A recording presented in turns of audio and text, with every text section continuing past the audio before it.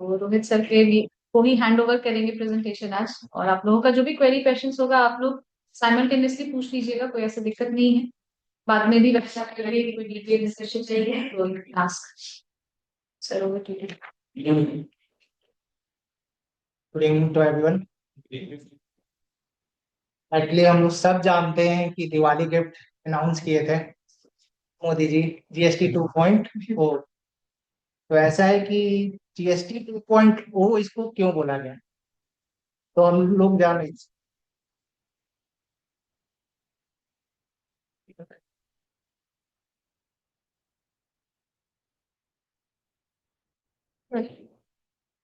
Pointer. लो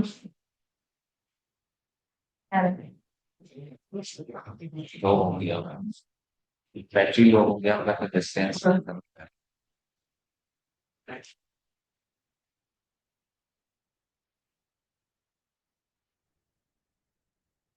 actually जो GST था जो इंट्रोड्यूस हुआ था इंडिया में, वो ऐसा एक्ट था जो थोपा गया था लोगों को।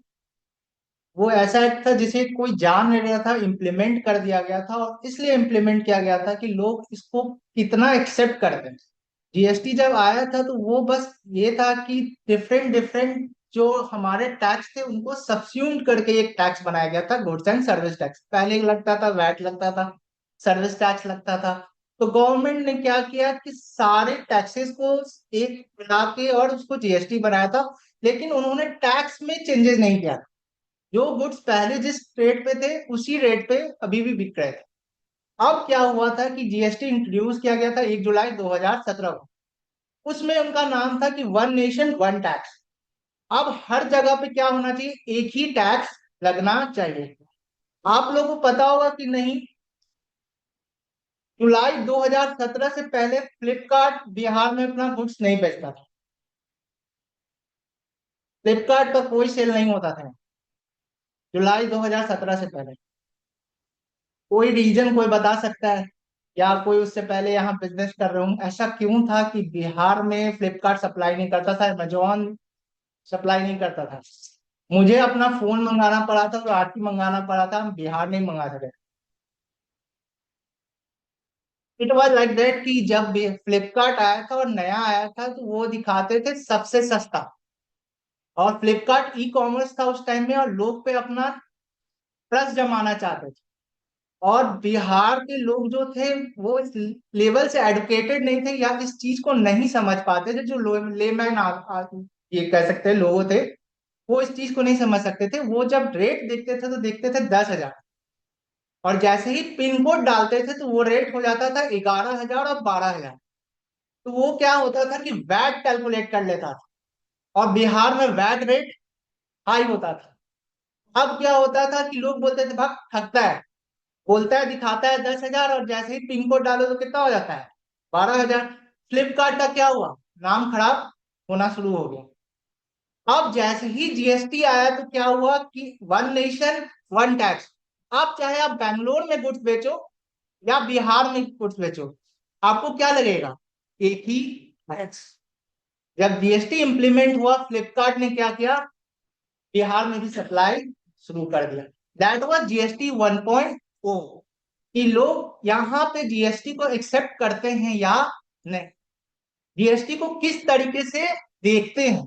क्या हम लोग जीएसटी को चला पाएंगे, गवर्नमेंट कितना रेवेन्यू जनरेट कर पाता है, किस स्टेट का कितना रेवेन्यू आता है। इसलिए वो लोग क्या आपसे चार्ज करते थे, सेस।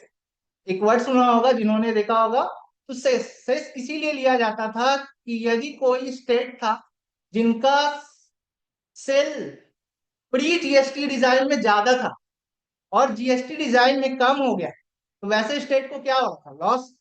तो जो सेस गवर्नमेंट रिकवर करती थी उनसे वो क्या करते थे, वो सेंट्रल गवर्नमेंट उस स्टेट को पे करती थी। तो वो ऐसा बोला गया था कि अगले 5 साल तक पे ऑफ करेगी, उसके बाद अपना स्टेट समझे।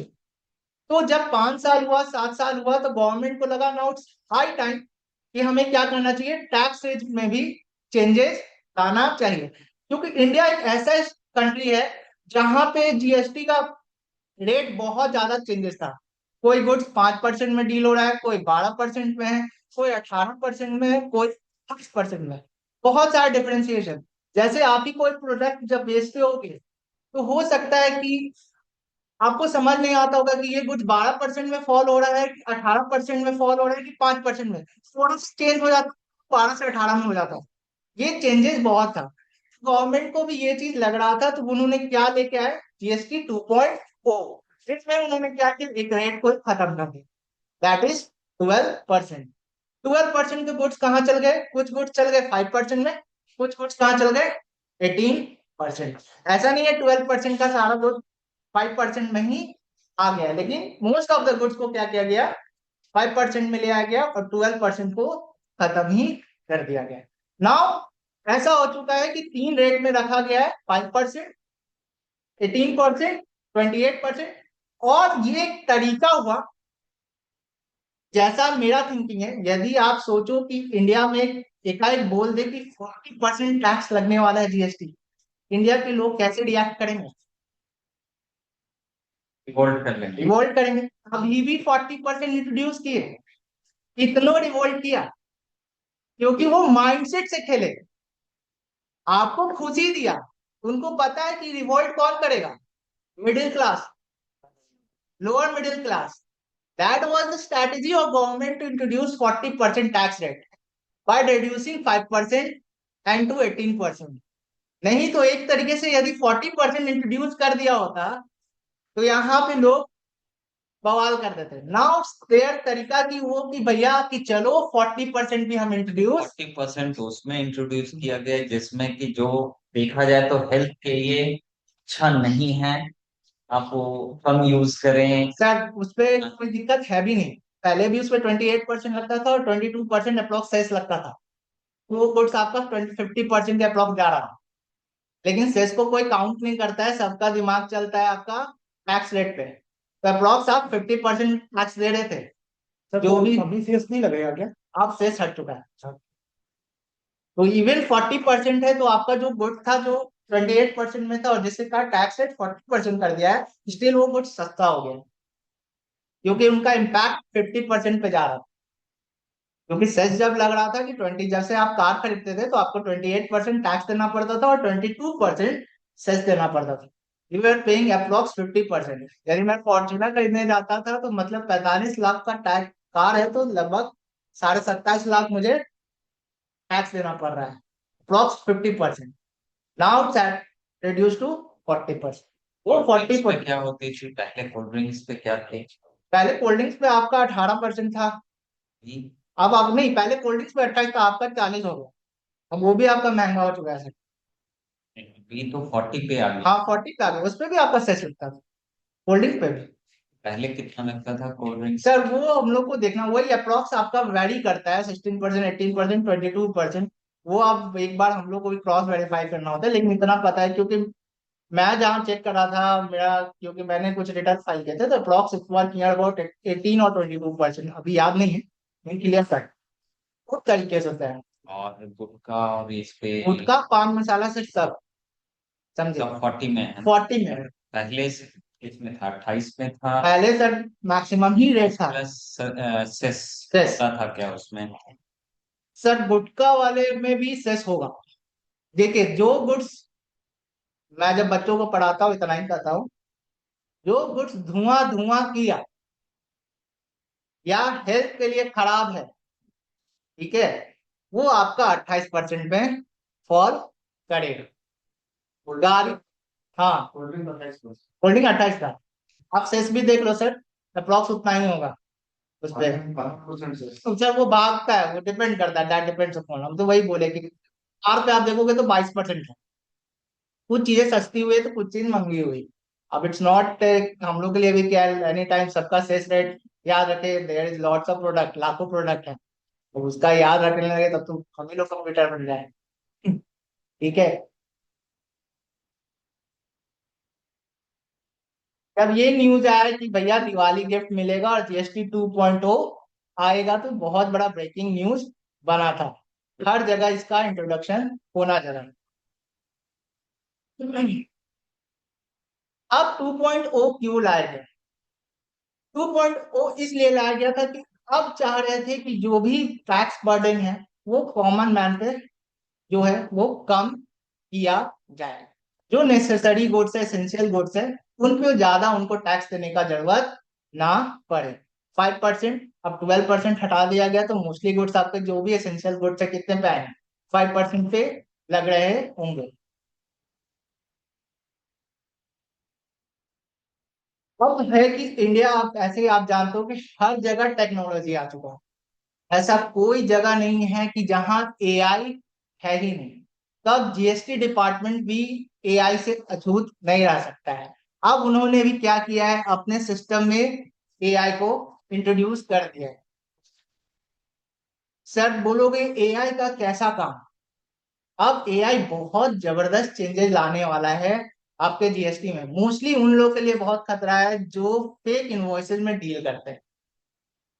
आप लोग का तो नहीं पता, लेकिन जो कंस्ट्रक्शन बिजनेस में है, जो बड़े लोग हैं, वो लोग जो फेक इनवॉइस में डील करते हैं या फेक रजिस्ट्रेशन ले लेते हैं, वो क्या करता है, एआई उनको रीच करने का जरूरत है। आपको पता हो नहीं पता हो, मेरा कल ही एक ज्वाइंट कमिश्नर के साथ मीटिंग था, तो उन्होंने बताया कि बिहार को 700 करोड़ आईजीएसटी का लॉस हुआ है। 700 करोड़। क्यों? क्योंकि दूसरे स्टेट से गुड्स आ रहे थे, आप जीएसटी क्लेम कर रहे थे, लेकिन वहां पे नहीं हो रहा था। Bogus ITC. जब सरकार ने, बिहार सरकार ने पैसा मांगा, सेंट्रल ने सीधे मना कर दिया कि भैया ये जब टैक्स ही नहीं पे किया गया है तो मैं आपको कहाँ से दूं। कल ही मेरा एक मीटिंग था, ज्वाइंट कमिश्नर के साथ बैठा हुआ था, तो उन्होंने बात बात में बताया कि लगभग बिहार को 700 करोड़ का इसका नुकसान हुआ है, बस फेक आईटीसी के कारण। अब क्या करेगा टेक्नोलॉजी, कि वो देखता है कि आप जो रजिस्ट्रेशन ले रहे हो, क्या एक ही प्लेस पे मल्टीपल रजिस्ट्रेशन लिया जा रहा है क्या। वो मल्टीपल रजिस्ट्रेशन यदि लिया जा रहा होगा तो वो तुरंत में क्या करेगा, नोटिफाई कर देगा प्रॉपर ऑफिसर को कि इस प्लेस से मल्टीपल रजिस्ट्रेशन लिया जा रहा है, आप चेक करिए कि ये प्लेस प्रॉपर है या नहीं। क्या होता था, जब हम लोग पहले जब फेक इनवॉइस बनाता था तो ईवे बिल कोई भी डाल देता था गाड़ी का नंबर, वो जा रही होती थी पुणे की तरफ और आप दिखा दे देते थे किसी और की तरफ। अब क्या करेगा, उसको लिंक कर देगा फास्टैग के साथ, ईवे बिल को। अब आपने यदि दिखा दिया कि ये गुड्स कहीं और जा रहा है और गाड़ी कहीं और जा रहा है, वो तुरंत में बता देगा कि भैया इस गाड़ी का रूट इधर था, जो ना कि जो आपने ईवे बिल पे लिखा है। हो सकता है वो गाड़ी मूव ही नहीं किया हो और आपने ईवे बिल जनरेट कर दिया। फास्ट टैग रीड करेगा, बोलेगा ये गाड़ी तो तमिलनाडु छोड़ा ही नहीं, आपने कैसे दिखा दिया कि ये ईवे बिल मूव किया। ये क्या है, एआई का इंटीग्रेशन। ये चीज होगा। अब दूसरा क्या होगा, मान के चलिए आपका 1 करोड़ का सेल था और एकाएक आपने सेल को बूम करते हुए 10 करोड़ दिखा दिया। मैं ये नहीं कर रहा हूं कि बूम हो नहीं सकता है, लेकिन ये क्या है, अनयूजुअल थिंग है। सीधे क्या करेगा, टेक्नोलॉजी पकड़ेगा और बोलेगा कि भैया ये ऐसा पार्टी है जिसके यहाँ क्या लिखा गया है, unusual transaction.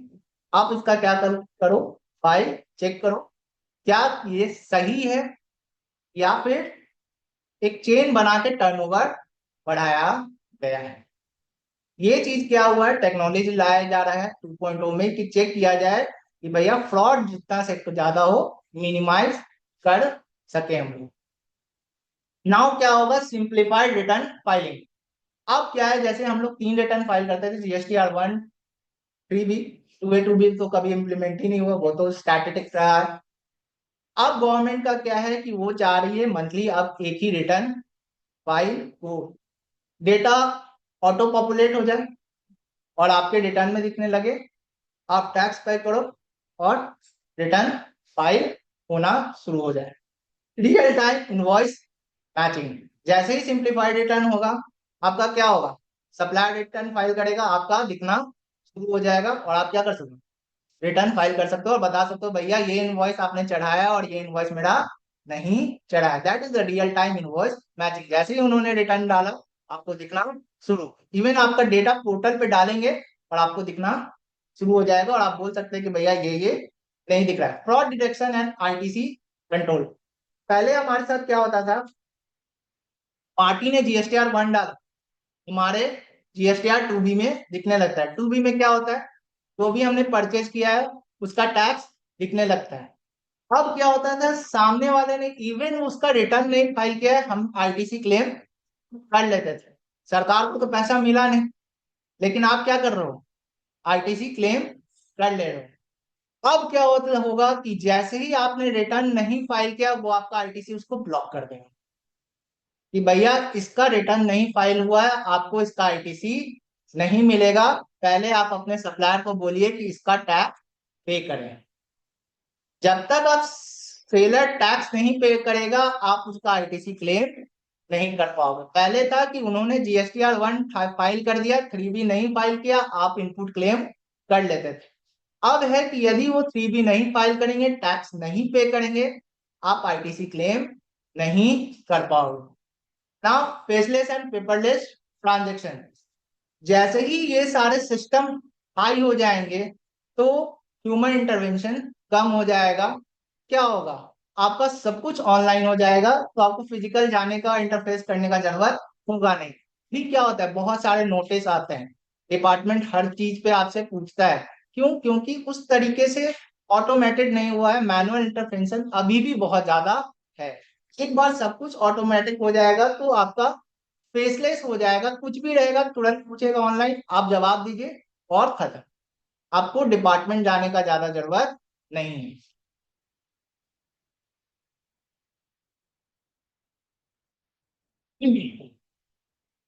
Eight par with international standard, most of the country में आप देखोगे तो 2 ही रेट रहता है, उससे ज्यादा रेट नहीं। अब इसमें क्या होता है कि भैया वहां के लोग को पता है कि हमको इसी 2 रेट में डील करना है। इंडिया क्या था, बहुत सारे रेट रखे होते, नील रेट, जीरो रेट, इसमें कोई जीएसटी नहीं लग रहा था, 5%, 12%, 18%, 28%। यहाँ समझ नहीं आता था, थोड़ा सा बिजनेस कर रहा है तो इधर चेंज हो जाता है, उधर चेंज हो जाता है। नाउ इंडिया वांट्स कि भैया मुझे किससे मीट करना है, ग्लोबल। आज के टाइम में बिजनेस कहाँ पहुंच चुका है, ग्लोबल। यदि नाम बनाना है तो कहाँ बनाना है, ग्लोबल। तो वो क्या करना चाहते हैं, अपने आप को भी उस लेवल पे लेके जाना चाहता है। That's why they are reducing the GST rate. अब क्या है, वो मोस्टली 3 चीज में चले गए, 5, 18 और 28। कुछ फूड्स को बस क्या किया है, 40% में डाला है।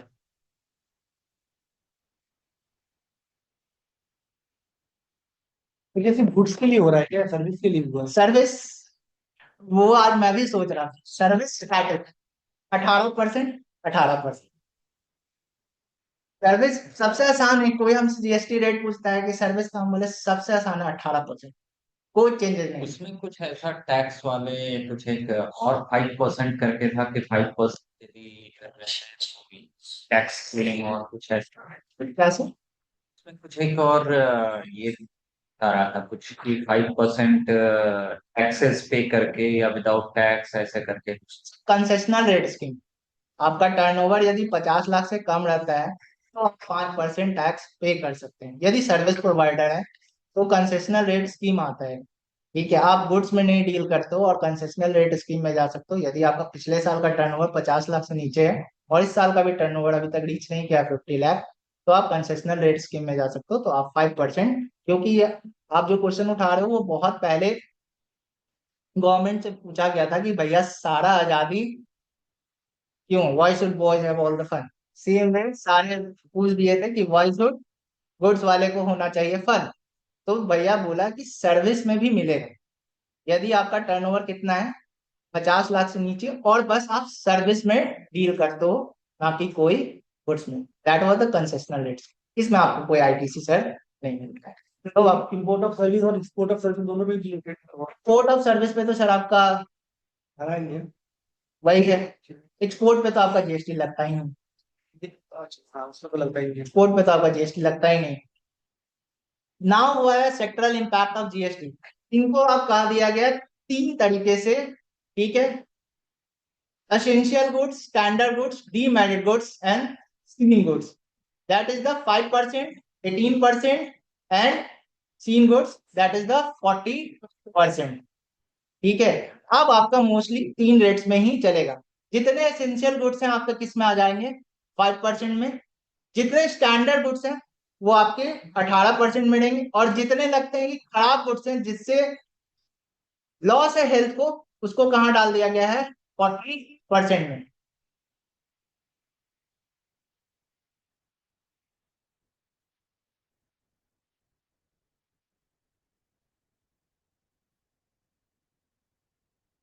नील 0%, ऐसे गुड जो कि बहुत ही एसेंशियल्स हैं और सोशली रिलेवेंट, जैसे package items, staples like paneer, roti, ये सब क्या है, जरूरी के सामान है। इस पे क्या रहेगा, कोई टैक्स आपको लाइफ, जैसे आप फिर क्या है, life saving medicine, medical devices, इस पे आप कोई भी आपको टैक्स देने का जरूरत नहीं है।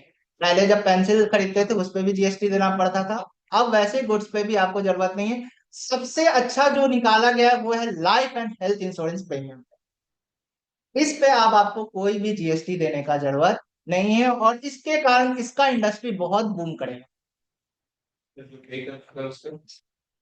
और रेट्रोस्पेक्टिव इफेक्ट से तो कुछ मिलता ही नहीं। अभी वही मिलेगा, उसी में जीएसटी एक्सम्पशन मिलेगा जिसका इनवॉइस 22 सितंबर के बाद तक,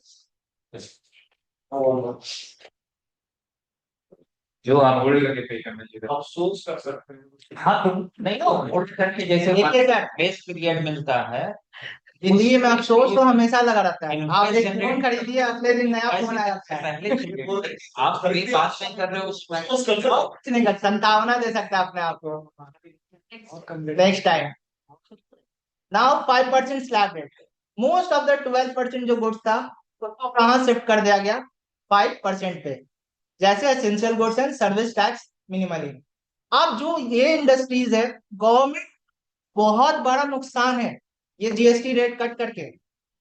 नहीं तो नहीं, अभी आप देखोगे तो गवर्नमेंट को 100 करोड़ का नुकसान है, 100 से 1000 करोड़ तक का लगभग। लेकिन वो चाह रहा है कि जैसे ही हम रेट कम करेंगे तो मार्केट क्या होगा, बूम करेगा, कंज्यूमर का परचेजिंग पावर बढ़ेगा, बिजनेस का परचेजिंग पावर, तो मतलब सेविंग पावर बढ़ेगा, तो क्या होगा, मेरा इकोनॉमी बढ़ेगा। दैट्स वाई वो ये कदम उठाए हैं, और उनको पता है कि फ्यूचर में इसको रिकवर कर लेंगे। जब परचेजिंग पावर बढ़ेगा तो टैक्स तो दे ही रहो ना आप, तो कहीं ना कहीं वो रेवेन्यू कहीं सेट ऑफ आ जाएगा। अभी नहीं आएगा लेकिन 2 से 3 साल बाद आ जाएगा। क्या होगा कि आम आदमी आप क्या रहेंगे, रहेंगे, क्योंकि जब आया था जीएसटी हर कोई इससे पड़ता रहता, भाई कुछ भी लो 18% जीएसटी देना पड़ता है। आपको पता हो ना, क्या पता हो, मुझे तो पता है कि बचपन से जब से जन्म लेते हैं तब से हम टैक्स देते आ रहे हैं।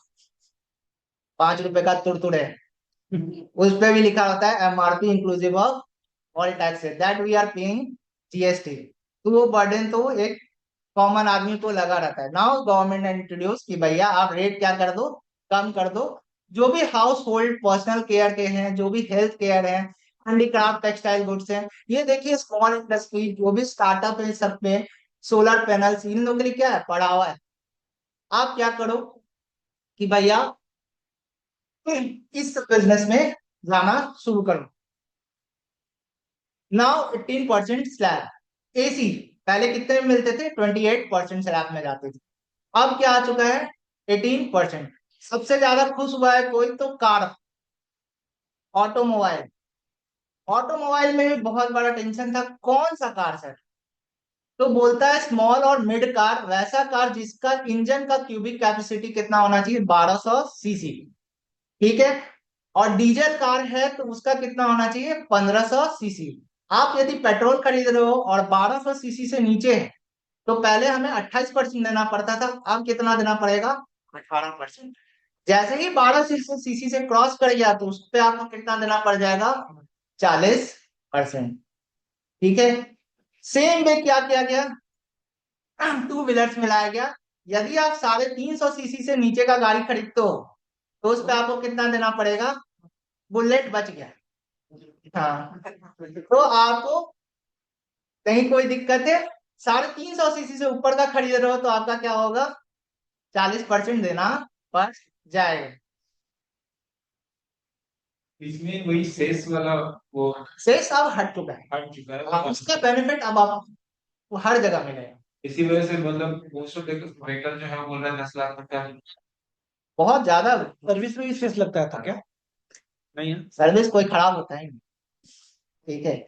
सबसे बड़ा क्वेश्चन उठाया गया था ईवी का भी रेट बढ़ाने का, लेकिन इस पे इंडस्ट्रीज में बोला कि अभी तो हम लोग इसमें बहुत ज्यादा इन्वेस्ट किए हैं, यदि आप ईवी का रेट बढ़ा दीजिएगा तो हम लोग को बहुत दिक्कत होगा। इसलिए देखिए लिखा हुआ ईवी कंटिन्यूड एट 5%। गवर्नमेंट बहुत जोर दे रही थी कि ईवी को भी क्या किया जाए, रेट बढ़ा के 18%।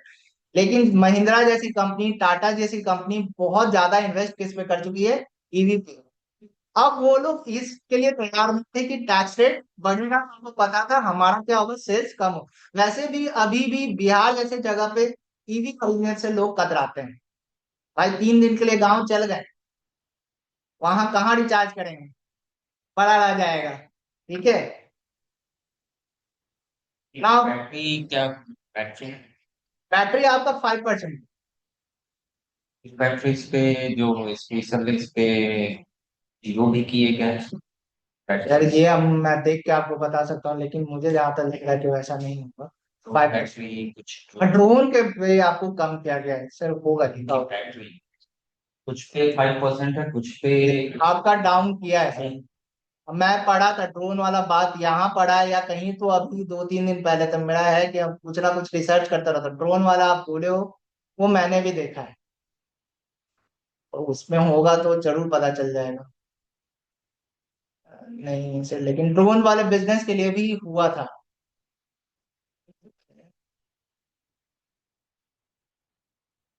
डिफेंस पे जीरो है और ड्रोन ड्रोन 5%।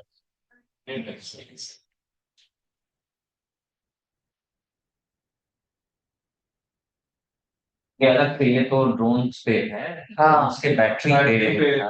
होगा सर, उस पे। सारे बैटरी पे नहीं था, जो हाई पावर बैटरी है उनपे है, ताकि लॉन्ग डिस्टेंस ले जा सके उसको, शॉर्ट डिस्टेंस पे चल रही है। बंद कर दिया शायद इन्वेस्टर। आ गया। सर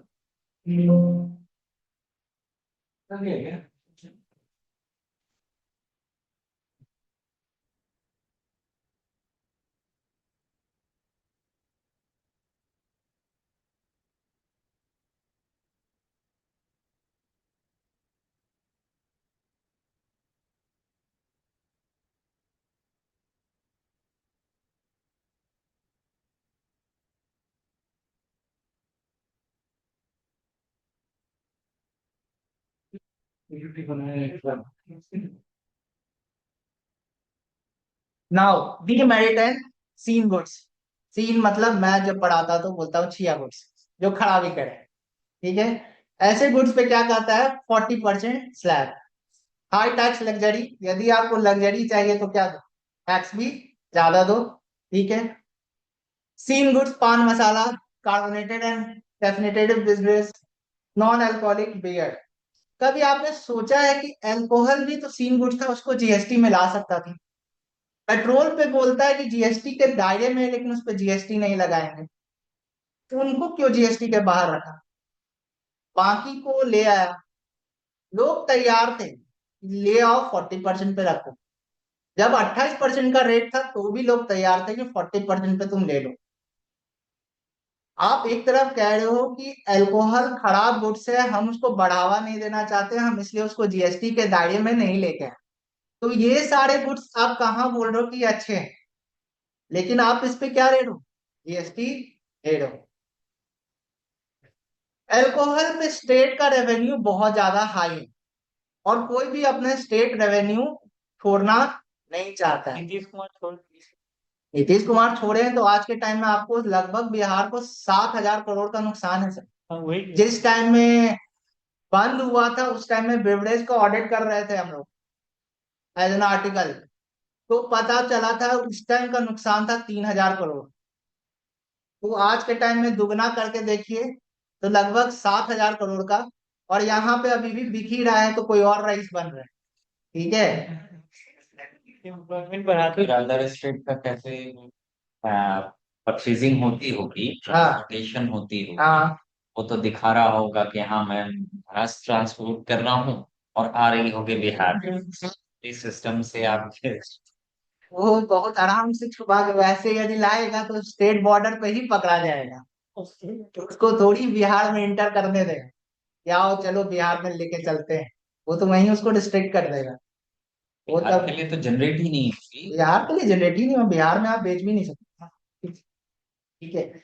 रियल रीजन तो आपको याद हो नहीं हो, लेकिन कोविड के टाइम में एक ही चीज खोला गया था ठीक है। दिल्ली में, ठेका। सही बोले थे, क्योंकि उससे रेवेन्यू बहुत ज्यादा जनरेट था और बहुत ज्यादा भीड़ लगा हुआ लाइन लगी हुई थी दो दो लाइन, वो भी था कि कोविड नहीं होना है उससे। क्योंकि ये उस भी, पे हाँ ये भी मिला गया था। क्योंकि उस पे स्टेट का बहुत बड़ा हाई है। महाराष्ट्र गवर्नमेंट वो नहीं हटाती है, वो 200% तक उस पर टैक्स लगा देती है। वो बोलती है जिसका औकात है वो पिए, नहीं है मत पियो। ठीक है, वो काम कर रही है वो स्टेट गवर्नमेंट। आपका सेम चीज हो जाता है पेट्रोल के साथ। आप उस पर लगभग 70 से 75% टैक्स पे करते हो। कभी भी देखना, 5 पैसा डाउन गिरा, 10 पैसा डाउन गिरा, वो सेंट्रल गवर्नमेंट डाउन करता है, स्टेट गवर्नमेंट नहीं। ठीक है। आपके यहाँ से ही पेट्रोल तो का जीएसटी में नहीं आता है पेट्रोल, नहीं, तो नहीं जीएसटी आती, में आता इसीलिए ही तो नहीं। नहीं लाया क्या सर। पेट्रोल को जीएसटी के दायरे में रखा गया है। बोला गया है on the recommendation of GST council. जिस दिन जीएसटी काउंसिल रिकमेंडेशन दे देगा, दिन कभी नहीं देगा। ठीक है। पटना से ही नेपाल ले जाता है पेट्रोल, पटना से ही श्रीलंका जाता है और सस्ता बिकता है। आप नेपाल के बॉर्डर पे चल जाओ, वहां पे लोग पेट्रोल लेके बैठे रहेंगे, पेट्रोल पंप से सस्ता बेच रहे होंगे।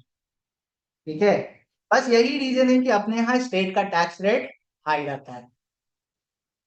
हाँ, वो तो टैक्सेस जहाँ पे यहाँ पे स्टेट लगाएंगे, जिस तरीके से रखेंगे सस्ता है। वो वहां पे आपका लेकिन रहेगा। सर जो बता रहे हैं वो ये बता रहे हैं कि नेपाल जैसे आप यहाँ से ले एक्सपोर्ट कर रहे हैं, तो वहाँ टैक्स खत्म हो गया। टैक्स खत्म। हाँ, अब वो वहां गया तो वहां की जो चार्जेस है वो वैसे लगेंगे, लेकिन वो तो 200% वैसे नहीं लगेगा, उतना नहीं लगता है। वहां का टैक्सेस वो तो वहाँ छूटेगा नहीं। बिहार का जितने बॉर्डर का लोग है वो वही वहां पे बढ़ाता नहीं, सब नेपाल जाता है, गाड़ी ले जाता है, वहां पेट्रोल बढ़ा के आ जाता है। जितना हम पैसा देंगे उससे अच्छा नेपाल में घुस के तेल बढ़ा के आ जाएंगे। बॉटल को मिला के जाते हैं।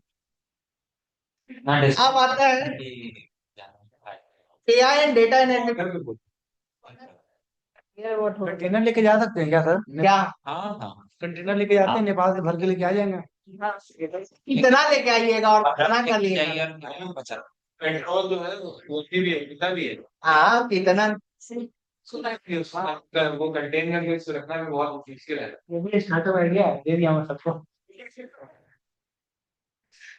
अब आते हैं टेक इंटीग्रेशन। जैसा हमने जाना AI and data analytics, identify tax evasion. आपका क्या करेगा, देखेगा कि आपके जैसे ही टर्नओवर बहुत ज्यादा भागे हैं, आपने क्या करेगा, तुरंत लगाएगा कि भैया इनका फाइल चेक करो, इनका टर्नओवर एकाएक कैसे है। आप एक ही पार्टी से लगातार परचेज कर रहे हो, तुरंत आपको फाइल को स्क्रूटनी में डालेगा कि इससे गुड्स भी खरीद रहा है कि सेम इनवॉइस को, उसके इनपुट को चेक करो कि इतना परचेज भी किया है या नहीं। That is the tech integration. ठीक है। आपके सेल्स और परचेज में जैसे ही मिसमैच हुआ सेलर के डेटा और बायर के डेटा में, तुरंत में क्या करेगा, नोटिफाई करेगा कि दोनों के डेटा में मिसमैच है। और फेक ट्रांजेक्शन जिसके कारण कहते हैं बोगस। अभी हमको लगता है बिहार में दरभंगा में 75 लोग को नोटिस आया of fake ITC. That is the bogus ITC. Message मतलब केस नहीं होगा फिर। सर करने वाला तो कैसे ना कैसे ढूंढ लेता है। Now second the most thing था कि भैया इनकम टैक्स डिपार्टमेंट और जीएसटी डिपार्टमेंट कभी एक दूसरे को डेटा शेयर नहीं करते थे। क्लब हो गया अब। अब आपका सबसे बड़ा है कि पैन। आप जब जीएसटी रजिस्ट्रेशन लेते हो तो क्या देखते हो, पैन से इंटीग्रेट रहता है। आप जब अपना आईटीआर जब फाइल करते होगे तो एआईएस एक नाम आता है, एनुअल इंफॉर्मेशन सिस्टम, जहां पे आपका सारा डेटा फिच कर लिया जाता है। वहां पे आपको क्या दिखता होगा, जीएसटी का सेल्स टर्नओवर। इट मींस क्या, वो आपके जीएसटी के डेटा को फेच कर रहा है। अब यदि लगता है इनकम टैक्स डिपार्टमेंट को कि आपने जीएसटी की चोरी की है, वो क्या करेगा, जीएसटी डिपार्टमेंट को इन्फॉर्म करेगा कि इनका फाइल चेक कर लो। पहले नहीं करता था department.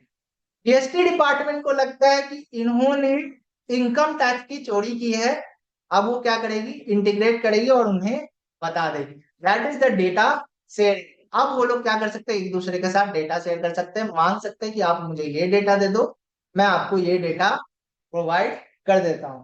That is the linkage. यहाँ पे अभी बहुत तो ये हो गई है कि अब पहले मांगते थे लेकिन वो आता नहीं था, उसकी वजह से ये लोग उस पे एक्शन नहीं ले पाते थे। अब वो डायरेक्टली है कि ये खुद ही वहीं पे देख सकते हैं एक क्लिक के सर साथ। सबसे बड़ा बात था कि कॉन्फ्लिक्ट हमेशा रहा है सेंट्रल और स्टेट।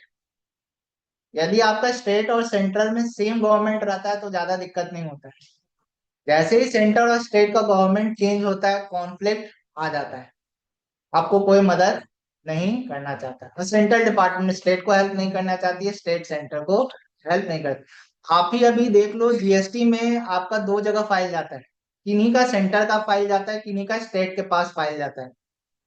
जब आप जीएसटी का केस, हम लोग जब प्रैक्टिशनर जानते हैं, जब आप मेरा जीएसटी का केस सेंटर में जाता है तो उनसे मेरा बात करने और अप्रोच बहुत अलग हो जाता है। वही जब स्टेट के पास जाता है तो उनसे मेरा बात और अप्रोच बहुत अलग हो जाता है। तो ये दिख जाता देखते है। हैं कि सेंट्रल का रहता है वो बहुत इजी काम हो जाता है और कंपेयर टू स्टेट वो टफ हो जाता है। सेंटर पेपर ढूंढ, आपके पेपर पास आपका प्रॉपर है कि प्रॉपर है मिस तो हो आपको जाता है काम? दिक्कत नहीं या है। पेपर भी है तब भी वो स्टेट के पास पावर है, आपको पेपर भी है तब भी आपसे चढ़ावा मांगेंगे। देखिए बिना ये पैसे कैसे काम नहीं होता होता। है, ये ऑटो चला जाता है क्या, कुछ उनको दे दिया कुछ अपने ले लिया ऐसे? सर आप उतना, पता नहीं कैसे ठीक है, करते हैं कि सेंट्रल में जाए मेरा जीएसटी वाला, वो लेकिन सर रहने दीजिए। Integration with FASTag and E way bill, जो मैंने आपको बताया था, गाड़ी जाएगा, फास्टैग आपके गाड़ी के नंबर को रीड करेगा, वो रीड करेगा कि इसका ई वे बिल पे कौन सा गाड़ी नंबर चढ़ा हुआ है, क्या इसी रूट का है या किसी और रूट का है। इस दूसरे रूट का निकला, तुरंत में डिपार्टमेंट को नोटिफाई करेगा कि ये गाड़ी इधर जा रहा था, ई वे बिल पे इस गाड़ी को किसी और रास्ते पे दिखाया गया था, गाड़ी जा रही थी महाराष्ट्र, दिखा दी गई थी दिल्ली। या फिर हो सकता है गाड़ी निकला ही नहीं और ईवे बिल में डेटा डाल दिया गया और ईवे बिल वेट करता रहा और समय समाप्त हो गया, तो फेच किया जाएगा, तो बोलेगा कि भैया फास्टैग की ये गाड़ी तो बिहार छोड़ा ही नहीं है। इट मीन्स पता चल जाएगा आपने इनवॉइस क्या किया है, फेक इशू किया है, that there was no movement of goods but invoice issue कर दिया गया। नाउ जैसे ही FASTag and E way bill का इंटीग्रेशन होगा, आप ये काम नहीं कर पाएंगे। ये बात हम मुझे लगभग 6 महीने पहले पता थी कि ये ऐसा काम होने वाला था, जीएसटी डिपार्टमेंट में बैठा हुआ था तो उन्होंने बोला था कि आप कुछ दिन में ये इंटीग्रेशन होने वाला है, कि आप कुछ भी दिखा दीजिएगा ई वे बिल पे। तो मैंने क्लाइंट को समझाना शुरू कर दिया था कि भैया यदि आप ऐसा हरकत कर रहे हैं तो इसको सुधार लीजिए, नहीं तो आप ही को दिक्कत होगा। ना ब्लॉकचेन ट्रायल्स, ये अभी ट्रायल पे, इसको स्टार्ट नहीं किया गया है। इसमें क्या है कि भैया आप जैसे ही कोई इनवॉइस जनरेट किए, वो ब्लॉक हो जाएगा, वो एकदम ट्रैक हो जाएगा, वो आपके पास भी आ जाएगा, बायर के पास भी आ जाएगा और गवर्नमेंट के पास भी चला जाएगा। उस इनवॉइस में आपने कुछ भी टेम्पर किया, कोई वैल्यू चेंज किया, वो इंफॉर्मेशन डिपार्टमेंट के पास भी जाएगा, बायर के पास भी चल जाएगा। इट मीन्स कि आपके सारे ट्रांजेक्शन का ट्रायल रखा जाएगा, ब्लॉकचेन मतलब एक डेटा बना के सुरक्षित रखा जाएगा, आप उसमें कोई भी टेम्पर नहीं कर। That is the word known as audit trail, जो जितने कंपनीज है उनके लिए मैंडेटरी है। ठीक है कि भैया जो भी रहता है कि आप एक बार जो डेटा कर लिए उसको चेंज कीजिएगा तो उसका चेंज दिखना चाहिए आपने क्यों किया है। वही चीज अब ये क्या कर रही है, जीएसटी डिपार्टमेंट भी लेके आ रही है। इसका डेटा इंडिया के पास ये सारा डेटा तो आप बताना है, ईमेल वगैरह हाँ इंडिया में ही हाँ, इंडिया, इंडिया अपना डेटा किसी और कंट्री के साथ क्यों शेयर करेगा। जो यूज होगा, एआई जो यूज होगा, हाँ उसका डेटा तो जाता होगा दूसरे जगह। अब सर सब सर्वर पे डाल, अभी भी ई-वे बिल सर्वर किसी को नहीं पता होता है कहाँ होता है सर। मैं तो AWS और सर्वर में यदि किसी का कंपनी का कोई भी यदि सर्वर पे डेटा लेता है तो देयर इज SL एग्रीमेंट होता है सर कि भैया डेटा को संभाल के रखना है, यदि चोरी हुआ तो इतना भयानक फाइन लगाएगा कि वो कंपनी का हालत खराब हो जाएगा। सर्वर कहाँ कहाँ रहता है किसी को पता भी नहीं रहता है। क्लाउड कंप्यूटिंग इतना आसान थोड़ी बनाया गया है, आपका डेटा कहाँ है आपको खुद नहीं पता है। वहीं पे वहीं पे चाहिए। नहीं सर, अब ऐसा कोई जरूरी थोड़ी है। तो सेलेक्ट करने का होता है कि आप कहाँ का सेलेक्ट रख सकते हैं अब, आप गवर्नमेंट को दे रहे हैं, गवर्नमेंट आप किसके साथ टाई अप की है। डेटा सेंटर तो अब इंडिया में अब इंडिया बनना शुरू हुआ है, रिलायंस सबसे बड़ा वो किया। गवर्नमेंट तो इंडिया तो टाई अप करेगी किसी के साथ। सारा डेटा तो अभी बाहर ही है सब, इंडिया गवर्नमेंट स्टोरेज में। वैसे भी आपको क्या लगता है आज के टाइम में आपके फोन में जितना डेटा है सुरक्षित है क्या? नहीं, कुछ भी नहीं है। आप जो कोई भी ऐप खोलते हो आपसे परमिशन मांगता है, आप जैसे ही परमिशन देते हो वो सारा एक्सेस कर रहा है। बिना परमिशन के भी बिना परमिशन के आप चला नहीं सकते हो। तो आज के टाइम में आप कुछ सुरक्षित नहीं हो। तब आप क्या बोल रहे हो GST का मेरा डेटा इधर से उधर चला गया तो उससे कोई फर्क भी नहीं पड़ता। I just simple for information. Information देखिए सर, वो सर्वर इतना आसान है ही नहीं, चाहे अमेजोन हो चाहे जो भी इस बिजनेस में काम कर रहे हैं। Why I am asking this question sir, क्योंकि बेसिकली जितनी भी डेटा है वो गूगल के पास है, एंड गूगल इस उसी डेटा के लिए हमसे चार्जेस करता है। तो that is a business model for them. अगर ये डेटा इंडिया में रह रहा है तो इससे उनको उनसे एनालिटिक्स यूज करके उसको बिजनेस अपॉर्चुनिटी। है लेकिन अभी पता है इंडिया उस लेवल से नहीं पहुंचा है। उसको उस समय पे पहुंचने में भी अभी 5 साल लगेगा। इंटरनेटली कर भी रहा होगा ना तो हमें पता नहीं पता नहीं चलेगा उस टाइम। और इतना एनहांस कर लेगा कि अपने आप गूगल से हट ही नहीं सकते हो। अभी जैसे टैरिफ का जो यूएस का टैरिफ वाला, हाँ अगर इनकेस अगर वो जो आईटी पे टैरिफ का ऑप्शन अगर लगा देता तो कितना बड़ा इम्पैक्ट पड़ता है इंडिया। करता ही बहुत ज्यादा। IT सर्विस पूरा पूरा ठप बैठ जाएगी अगर इवन आपका ये हम तो कह ही दिया है कि हम इंडिया के साथ हो सकता है इसको हटा दें IT सर्विस का ना ले, तब बहुत दिक्कत हो जाएगी। कम पैसे कमाएंगे इंडिया में कमाएंगे आपसे लेंगे आपको। बेनिफिट्स आता है ईज ऑफ डूइंग बिजनेस आपका। अब क्या है कि भैया सबसे टफ होता था बिहार में, रिफंड नहीं मिलता था। आप देखिए फास्टर रिफंड लिखा हुआ है। There is known as a term inverted duty structure. आप जो है जो कंजम्पशन करो, रॉ मटेरियल खरीद रहे हो, वो गुड्स खरीदते हो 18% पे, और जो आपका फाइनल गुड्स बनता है वो 5% पे बिकता है। तो जो आपका गैप होता है उसका आपका रिफंड मिल जाता है, जैसे EV में होता था। ठीक है, जो उनका रॉ मटेरियल खरीदते थे उनको 18% लगता था, लेकिन जब वो बेचते थे फैक्ट्री तो उनको क्या कितना लग रहा था? 5%। बिहार में वैसी 2-3 कंपनी खोली, वो जब रिफंड के लिए गया डिपार्टमेंट सीधे मना कर दिया, आप कुछ कर लीजिए हम आपको रिफंड नहीं करेंगे। अब ऐसा होगा कि भैया 90% यदि आप स्मॉल बिजनेसमैन हो, MSME हो, और आप इन्वर्टेड ड्यूटी स्ट्रक्चर में हो, तो आपके पोर्टल पे ही पॉपअप आ जाएगा कि आपके पास एक्सेस ITC पड़ा है, आप रिफंड क्लेम कर सकते हो, और आपका 90% रिफंड तुरंत में ही कर देगा यदि आप स्मॉल हो। यदि आपका लगता है कि हाई ट्रांजेक्शन है तो फिर किसके पास भेजेगा? डिपार्टमेंट के पास। इट मीन्स कि रिफंड का प्रोसेस आप बहुत ज्यादा आसान हो जाना हो जाएगा, क्योंकि आपको अब डिपार्टमेंट का चक्कर लगाने का जरूरत नहीं, डायरेक्ट बैंक में ट्रांसफर हो जाए। डायरेक्ट आपके अकाउंट। एक्सपोर्ट में जो ड्यूटी ड्रॉबैक होता है ये सब भी हो जाता है। सर एक्सपोर्ट में ड्यूटी ड्रॉबैक कस्टम का पार्ट, GST का पार्ट है ही नहीं। जैसे एक्सपोर्ट कस्टम एक अलग एक्ट है, GST एक अलग एक्ट है। GST को कस्टम से कोई मतलब। जैसे कर रहे हैं हाँ तो कुछ यहाँ से परचेज किए यदि हाँ, से, और उनके भी GST इनपुट्स हैं, तो वो आपको रिफंड मिल जाएगा। वो GST रिफंड तुरंत कर देगा, क्योंकि कर देगा, शो करेगा कि मैं तो ये इम्पोर्ट किया हूँ, मेरा GST इनपुट इतना है, तो वो रिफंड कर देगा। आराम से कर देगा सर।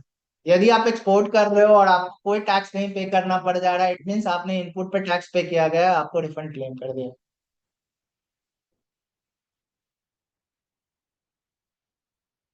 ठीक है, क्वेश्चन है GST exemption only 20 lakhs is not enough. क्या है सर?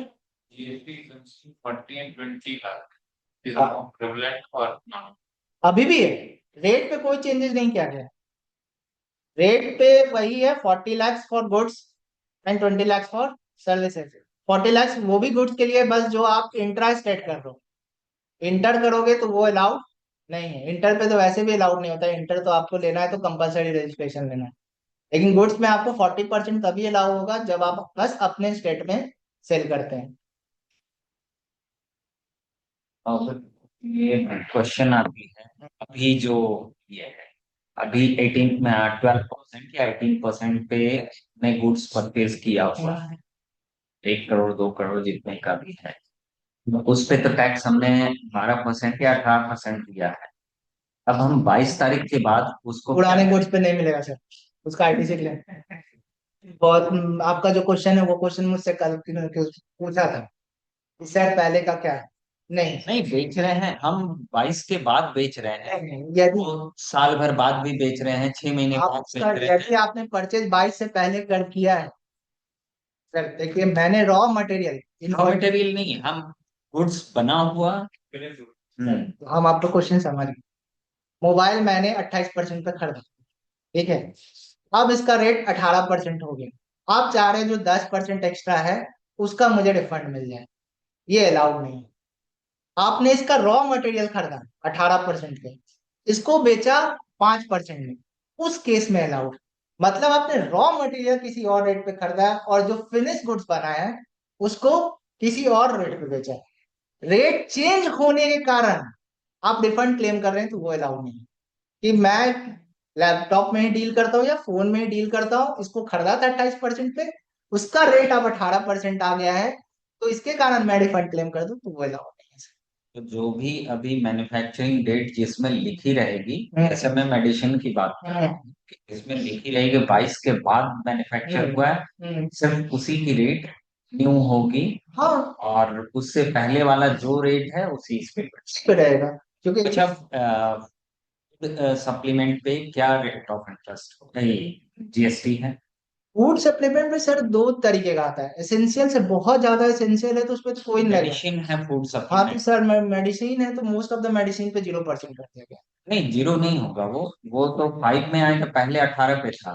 फूड्स में जैसे A to Z गोल्ड आप जानते हाँ हैं, उस पर 18% थी, या इस टाइप की जो भी फूड सप्लीमेंट मेडिसिन है वो 18% थी पहले, सर, अभी वो कितने पे आ देखिए सर, ये चीज जो बात होती है ना, रेट बताना, और अगर हम ये फूड हाँ सप्लीमेंट सर, हम एक बात बता रहे हैं, सिंपली किसी हम एक्सपर्ट एआई नहीं है इसमें एक डेटा डाले, क्योंकि sir there is lakhs and crore of product जिसका रेट मेरे लिए जानना मुश्किल है कि पहले क्या रेट था, अब क्या रेट है, आगे क्या रेट होगा।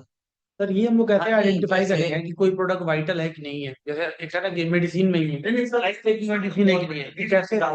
वही तो, आप यदि मैं फोन इस तो बहुत लंबी होती है, करोड़ों सर मैं फोन जो आपको लगता है उसका रेंट उसको रेट लिस्ट वही सर, मैं यदि अब फोन खोलूं तो सबका रेट बता दूं सर, वही गलत बात है ना। अब यदि मैं फोन चेक करूंगा तो सब रेट बता दूंगा, तो मेरे दिमाग में थोड़ी बैठा हुआ कि अब इस गुड्स का क्या रेट है, उस गुड्स का क्या रेट है। आप ही सर आपका डील किस चीज में करते हो? मेडिसिन में। मेडिसिन में आपका नॉलेज होगा, आपसे अब मैं कोई और प्रोडक्ट का पूछने जाऊंगा, आप बता पाओगे जीएसटी का रेट? नहीं बता पाओगे, पॉसिबल ही नहीं है, क्योंकि ह्यूमन माइंड है और ये इररिलेवेंट डेटा है कि वाह मैं इसका डेटा याद, रेट याद कर लूं, उसका रेट याद करूं, क्योंकि फॉर एज एक्सपर्ट वो मेरे किसी काम का नहीं, वो तो मैं गूगल पे चेक करूंगा। फॉर मी एज एक्सपर्ट मेरे लिए जानना जरूरी है कि लॉ क्या कह रही है, रेट जानना मेरे लिए जरूरी है ही नहीं। हाँ नहीं, जैसे मेडिसिन सारे हाँ सर, आप पे कर दिया है इसके बाद आप उनसे कि मिलिए, हम कुछ आपको एक जीरो एक का किया बता है, दें। हाँ हाँ, मैं आपसे ये पूछूंगा कि इस पे तो नहीं, नहीं लेकिन हाँ पहुंचो। ये बोल सकते हैं कि कैंसर के जितने हाँ मेडिसिन सर, है वो सारे जीरो पे कर इसके बाद 1-to-1 इंटरेक्शन करेंगे, आपको जितना जानना होगा मैं आपको बता दूंगा सर। ठीक है, आराम से सर इस पे जानना है। जैसे ही आपका गवर्नमेंट एआई कर देगा तो आप लिटिगेशन होने का चांसेस बहुत कम रहेगा, क्योंकि आप जैसे ही चोरी कर रहे होगे वहीं पे पकड़ लेगा। जब चोरी वहीं पे होगा तो लेटर ऑन लिटिगेशन होने का चांसेस कम नहीं। अभी क्या होता है, अभी जो गवर्नमेंट है 21-22 का फाइल उठाती है 25-26 में, और कोई गलती यदि होता है तो उस पर इंटरेस्ट एंड पेनल्टी लगाती है। ये बंद हो जाएगा क्या? नहीं होगा, लेकिन चांसेस बहुत लो हो जाएगा। अब गवर्नमेंट पकड़ेगी क्या? जब बायर और सेलर का इंटीग्रेशन कर देगा और फेक पकड़ाने ही लगेगा तो गवर्नमेंट आप क्या चेक करेगा? ऑन टाइम हो जाएगा तो फिर लिटिगेशन का कोई मैटर ही नहीं उठेगा। बट ये रिमूव नहीं कर रहे ना। रिमूव कभी नहीं होगा, क्योंकि आप बहुत कुछ ऐसा रहता है जो आपको नॉलेज नहीं होता है, जिस पे जीएसटी लगता है और आप जीएसटी नहीं पे करते हो। ठीक है, तो आप जब GSTR 9 सुनते होगे, जब आप थोड़े बड़े हो जाते हो तो आप उसको फाइल करते हो जब एज ए बिजनेसमैन, तो उसमें कुछ कुछ एक्सपेंस दिखाते हो जिसको जीएसटी डिपार्टमेंट पकड़ता है। इस पे इन्होंने जो एक्सपेंस दिखाया है, क्या ये आरसीएम में फॉल हो रहा है, क्या इस पे इन्होंने जीएसटी पे किया है?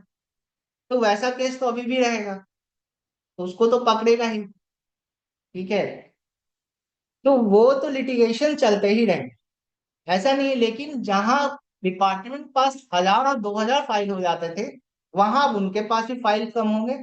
जहां आपको झूठ मूठ का प्रेशर होता था कि 21-22 में कितने लोग को जीएसटी का नॉलेज होगा, नहीं होगा, उनसे गलती हुआ होगा, लेकिन उनको 25-26 में उसके कारण कितना बड़ा इंटरेस्ट देना पड़ रहा है। गलती उनका भी नहीं था, बस लैक ऑफ नॉलेज के कारण उनको 18% के हिसाब से समझ जाइए, लाख रुपया का टैक्स बन रहा है तो 54% तो इंटरेस्ट देना पड़ जा रहा है 3 साल में। तो पता चला इंटरेस्ट अलग 50 है, उनका कोई गलती भी नहीं था। तो वही चीज जानना चाहता है कि भैया जब ये करेंगे तो लिटिगेशन भी लो हो जाएगा, ना ही बिजनेस वाले को दिक्कत होगा ना ही डिपार्टमेंट को दिक्कत होगा। डिपार्टमेंट क्या करेगी, जो बड़े बड़े फाइल हैं उनको आराम से स्क्रूटनी कर पाएगी, स्क्रूटनी तो कभी नहीं बंद होगा।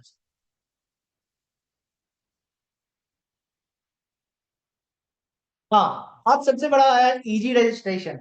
पहले अब क्या हुआ था कि पहले 3 दिन था, सबसे पहले जब जीएसटी रजिस्ट्रेशन आया था, फिर 7 दिन क्या गया, फिर 15, फिर 30 दिन तक गया। अब देखता है कि यदि एआई देखेगा कि आप छोटे मेरे बिजनेस में हो, लो रिस्क बिजनेस है, तो आपका जीएसटी कितने दिन में अप्रूव कर देगा? 3 दिन। जैसे ही लगता है एआई को कि आपका लो रिस्क बिजनेस है, ठीक है, आप स्टार्टअप हो, आप ज्यादा ऐसा नहीं है कि आप 1 महीना में आईटीसी 2.5 लाख से ऊपर क्लेम करोगे तो आपका क्या करेगा, जीएसटी रजिस्ट्रेशन 3 दिन में अप्रूव कर देगा, क्योंकि 2.5 लाख से ज्यादा यदि आईटीसी नहीं क्लेम कर रहा है तो वो बहुत बड़ा बिजनेसमैन नहीं है, तो उनका रजिस्ट्रेशन आपका 3 दिन में अप्रूव कर देगा। ये सबसे अच्छा चीज है।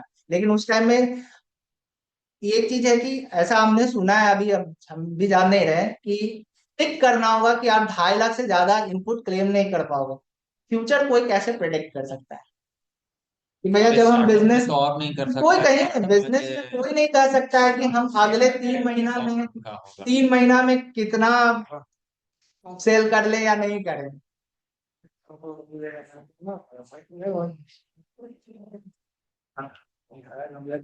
देख चुके हैं, सिंप्लीफाइड कंप्लायंस हो जाएगी, लेस पेपर रहेगा, लेस कंप्लायंस स्टार्टअप रहेंगे। नील रिटर्न्स तो बहुत दिन से कहा जा रहा था कि एसएमएस एंड मोबाइल ऐप से होगा, कि आपका यदि कोई रिटर्न नहीं है, कोई सेल नहीं है, तो आप तुरंत मैसेज से ही कर दोगे तो आपका रिटर्न फाइल हो जाएगा। ये अप्रोक्स मैं 2019-20 से सुन रहा हूँ, होप सो अब 25 में बोला गया है तो इसको इम्प्लीमेंट कर दिया जाएगा, ये हर मंथ करना होगा कि 3 महीने में? जिसमें आपका 3 महीना पे, यदि आप छोटे हो तो, यदि आप हो तो क्यूआरएमपी में जा सकते हो। ठीक है, 3 महीने पे आप रिटर्न फाइल कर लो। यदि आप बिजनेस बड़े में हो तो आप मंथली रिटर्न फाइल करो। फास्टर रिफंड्स का भी हमने बात किया कि भैया आप यदि छोटे मोटे कंपनी हो और आपको रिफंड लेना है तो आपका 90% रिफंड क्या होगा, तुरंत प्रोसेस कर पाएगा।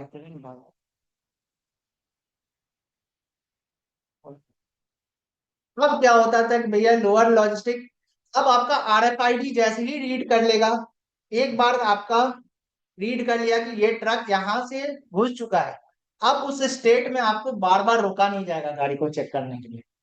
एक बार पता चल गया इस गाड़ी को चेक कर लिया गया है, तो अब स्टेट को जब तक शक नहीं होता है कि बीच में कोई इस गाड़ी में इंटरवेन किया है, कुछ डाल दिया हो अलग से प्रोड्यूस, तो उस गाड़ी को चेक नहीं किया जाएगा, उस गाड़ी को उस स्टेट से आराम से जाने देगा। तो RFID में आ जाएगा तो पता चल जाएगा कि यहाँ पे इस गाड़ी को चेक कर लिया गया, यहाँ से ये मूव हो चुकी है।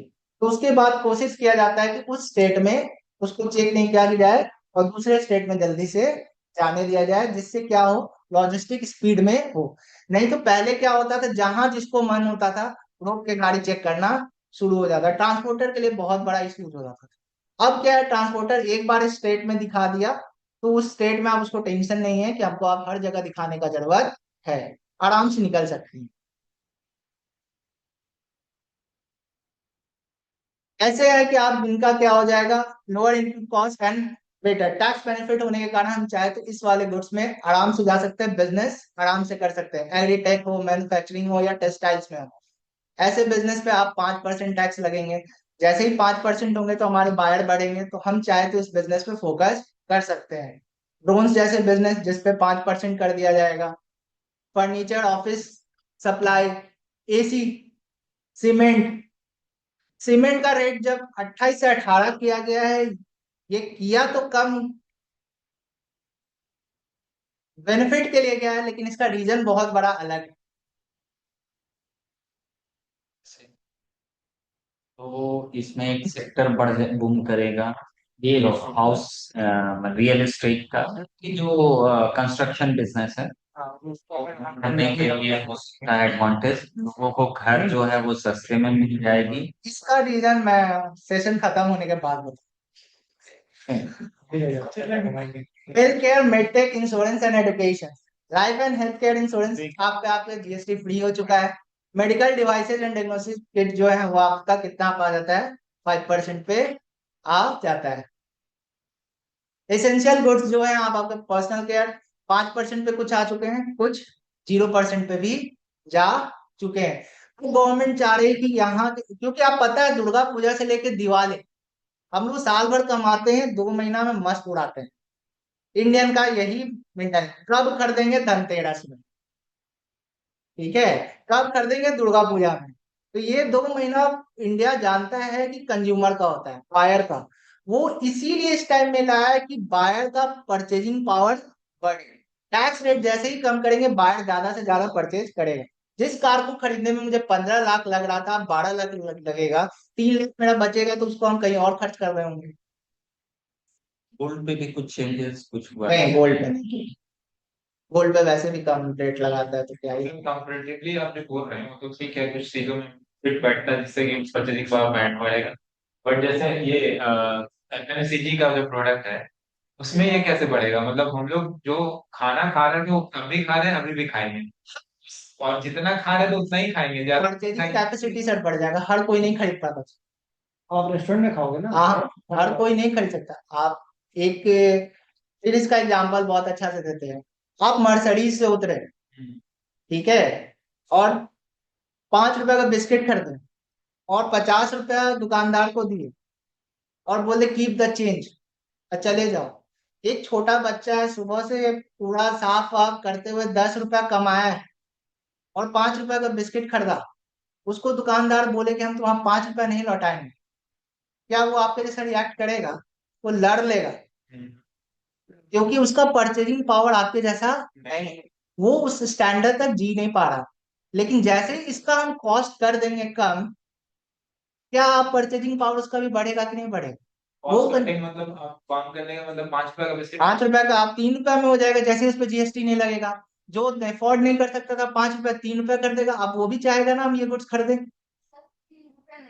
नहीं करेगा, FMCG नहीं है। स्पीड भी नहीं बढ़ाएगा वो, इधर चार बार वो हम एक आपको बता देते हैं कि जब GST आया था उस टाइम में बहुत बड़ा हुआ था कि इसके कारण रेट रिड्यूस होगा। कंपनीज में क्या किया, अपना ही कॉस्ट प्राइस बढ़ा दी, अभी तुरंत नहीं कर सकते। सब देख लेगा। क्योंकि अभी बहुत बूम है ये। उस टाइम में किसी को नॉलेज नहीं था जब जीएसटी इंट्रोड्यूस हुआ था। अभी सबको नॉलेज।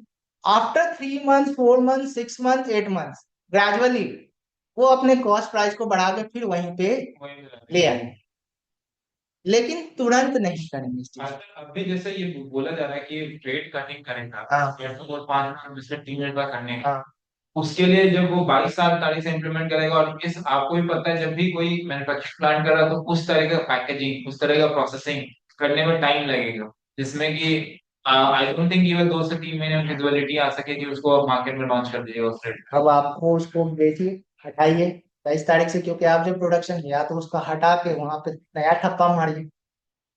हम नहीं उससे कह रहे। अल्टीमेटली अल्टीमेटली तो आपका कंपनी का लॉस हो गया ना फिर उसमें, मतलब आपका जो लॉस हार्डली जो नहीं, लॉस नहीं हुआ कंपनी का। कंपनी टैक्स लगा, टैक्स जोड़ती है।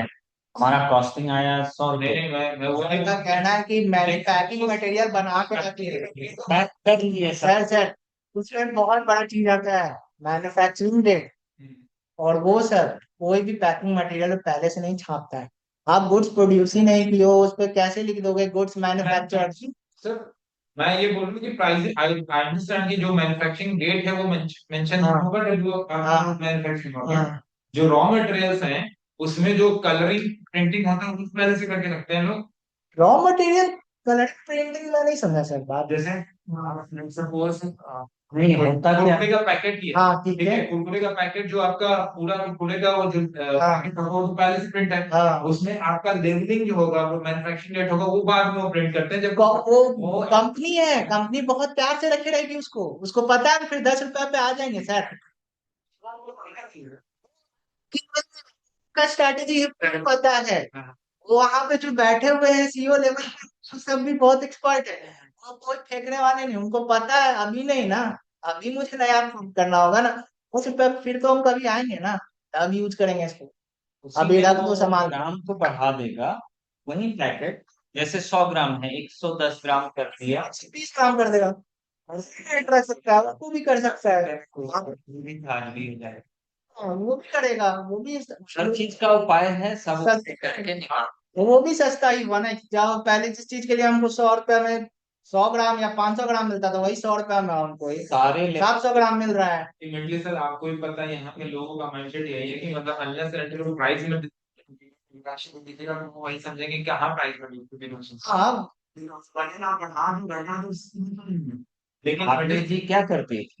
आपको इसका पैकेट पहले 2 रुपए में इतना बड़ा, करके इतना बड़ा था, 2 रुपए में आज भी है। वो उसकी स्ट्रेटजी थी कि नहीं, हम 2 रुपए में देंगे ताकि सब लोग ले सके ये मेरा। और वो उसकी टर्नओवर इतनी हाई कर दी कि आज भी लोगों को नहीं पता है कि कितनी हाई टर्नओवर पे पार्ले जी चल रही है। पार्ले बहुत बड़ी कंपनी सेशन पे आते हैं तो हाँ। रीड करते हैं। जरूर बात। कंडीशन है सर। जीएसटी 1.0 क्या था कि भैया सबको पता चल जाए कि जीएसटी क्या होता है, टैक्स स्ट्रक्चर क्या होता है। अब जीएसटी 2.0 था कि भैया अब इसको यूजर फ्रेंडली बनाया जाए। अब है कि भैया कि इस तरीके से करे कि डिजिटाइज हो जाए, सिंपलर किया जाए, ट्रांसपेरेंट हो, जो सेलर को डेटा दिख रहा है वो बायर को भी डेटा दिखे। और लॉन्ग रन पे सब इसको एक्सेप्ट करके चले कि भैया ये हमारे लिए क्या है, एक तरीके से फायदेमंद चीज है। क्योंकि पहले जब जीएसटी का नाम सोचते थे सब हड़कते थे, "है, इस पे जीएसटी देना पड़ेगा, महंगा होगा"। ठीक है, अब यदि जब ये 5% पे आए तो आप लोग को लगता है रिलैक्सेशन। सबसे आप मूवी टिकट पे आपका उस पे भी रेट आपको 5% कर दिया, आप सस्ता है। ठीक है, तो इस तरीके से आप गवर्नमेंट का है कि ये कि भैया आम आदमी तो आए, स्टार्टअप भी आए कि अब उनको पता है कि लोग का कंजम्पशन बढ़ेगा तो हम ऐसे बिजनेस में घुसे जिसपे जीएसटी का रेट कम है और लोग अट्रैक्ट करे, हम वैसे बिजनेस में घुसे। वो ये भी कह रही है कि हम तुम्हारे लिए जीएसटी का रजिस्ट्रेशन भी क्या कर रहे हैं, आसान कर रहे हैं। जहां लोगों को 15 से 30 दिन लग रहा था, यदि मुझे लगता है आप स्टार्टअप हो और नए बिजनेस हो तो हम आपको कितने दिन में दे देंगे, 3 दिन में दे देंगे। तो ये एक बहुत बड़ा मूव है जहां पे गवर्नमेंट चाह रही है कि कंज्यूमर प्लस बिजनेसमैन दोनों बेनिफिट में रहें। कि भैया ठीक है हमारा टैक्स रेवेन्यू कम होगा, लेकिन क्या होगा, सेलर का और बायर का कंजम्पशन पावर बढ़ेगा तो सेलर का भी भैया इनकम बढ़ेगा। तो हमारे पास कहीं ना कहीं से तो टैक्स आएगा ही आएगा, रेवेन्यू आएगा ही आएगा।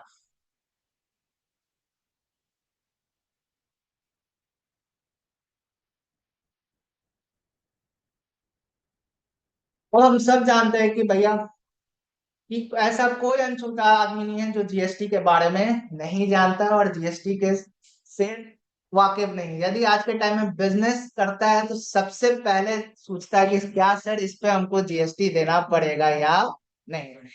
इतने भी स्टार्टअप्स हमारे यहाँ आते हैं सबसे पहले यही लाइन पूछते हैं, सर क्या जीएसटी भी देना पड़ेगा।